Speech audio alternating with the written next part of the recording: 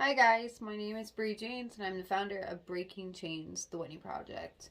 I want to talk about ways that post-traumatic stress disorder, PTSD, can show up in our lives even if we've never been through war, never been through something that we always kind of like stigmatize, or I don't even want to say stigmatize, but things that we associate with that label, right? Now, if you become clinically associated with this disorder and a clinician tells you that you have PTSD, there's reasoning behind that. If you have been through something traumatic, we all perceive trauma differently. And depending on the degree of that trauma and how it affected you, from something as small as not having food for a month to something as big as like a major car accident or war. When I say not having food for a month, I mean having like limited food, not having nothing. But I'm saying something that could really affect you for a long term goal and a long term emotional response. So this could trigger an onset of like survival mode.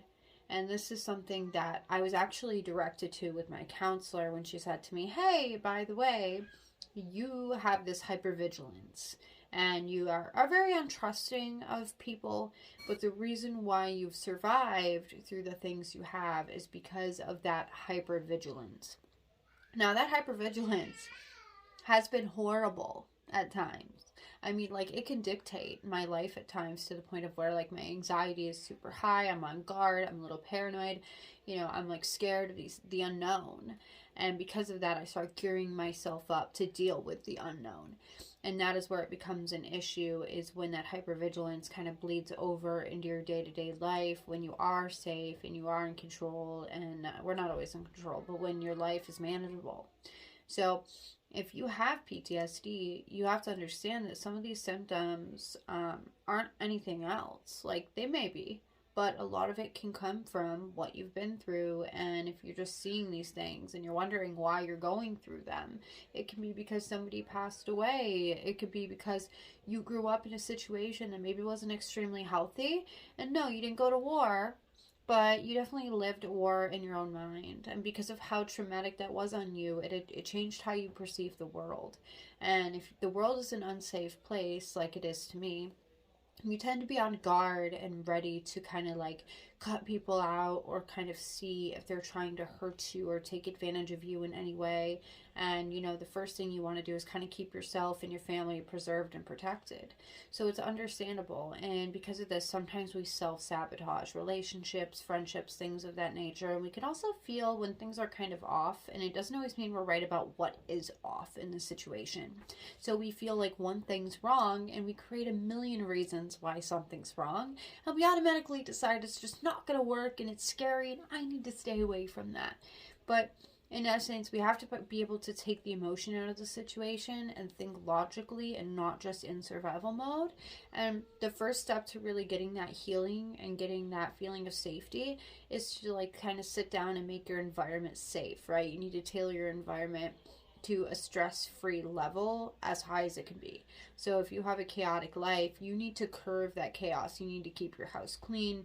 You need to make your space a good environment, take toxic people out of your life so that can play a big role. If you have somebody toxic in your life that represents your childhood, that played a major role in your childhood that hurts you, you may be replaying that role as an adult. So now you have that person who is exactly or a lot like that person from childhood in this new situation that you psychologically created without realizing it in your subconscious. And now you're kind of replaying out the scenario that already happened, and you know how it goes. A lot of times it goes like the way it did when you were a kid.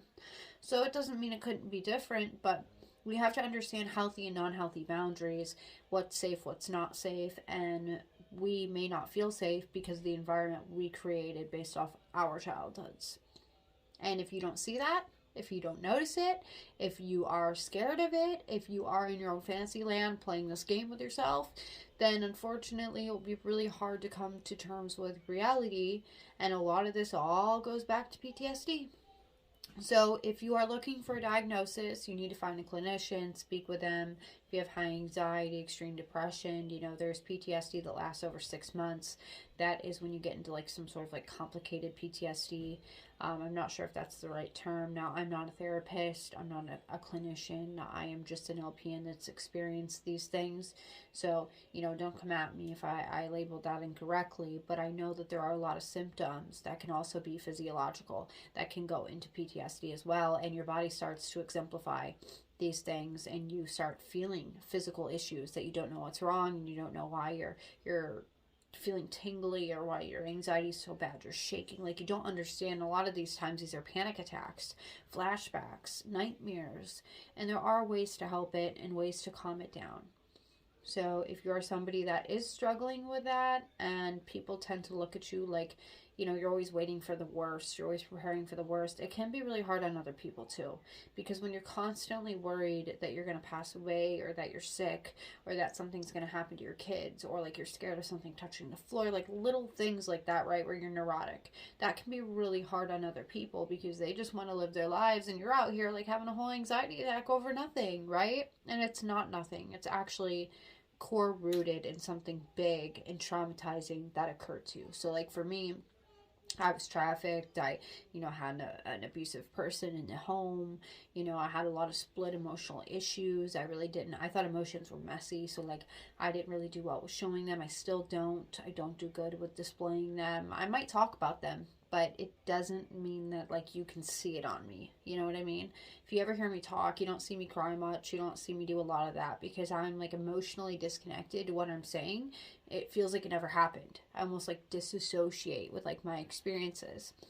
And that's hard, because even though I know that I'm emotional about it, and I have moments where like I kind of burst and explode, I internalize my emotions, but I know how to kind of like range them out in my mind and deal with them. I don't pretend they're not there. I don't let them build up so long, but then you'll see it come out in my physical aspects. If I'm really stressed, physically I will become ill.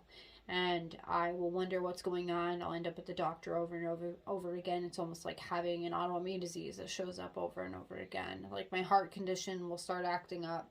I'll have a lot of these issues because I'm not taking care of myself. I'm not sleeping enough. My environment's too stressful. So, with a lot of the things that I've been through as far as like addiction and things like that, I did go through a lot and suffered, to be the victim of a lot of things, as well as the abuser in situations. So like, I take full responsibility and accountability for the parts that I played in my life, but it doesn't mean it doesn't still affect me. And even if you've never been through those things, you can still have PTSD and anxiety and depression from something that did happen to you that was situational. So don't just discredit that because you didn't go through something that society deems extreme. Once again, it is all about your perception and how you handled some sort of traumatic event.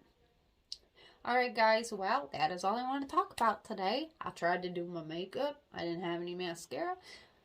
I haven't had my eyelashes done and my nails don't look great, but I'm getting there and I'm working and I'm tired. I did go tanning. Alright, I love y'all. Be safe. Be well. Goodbye.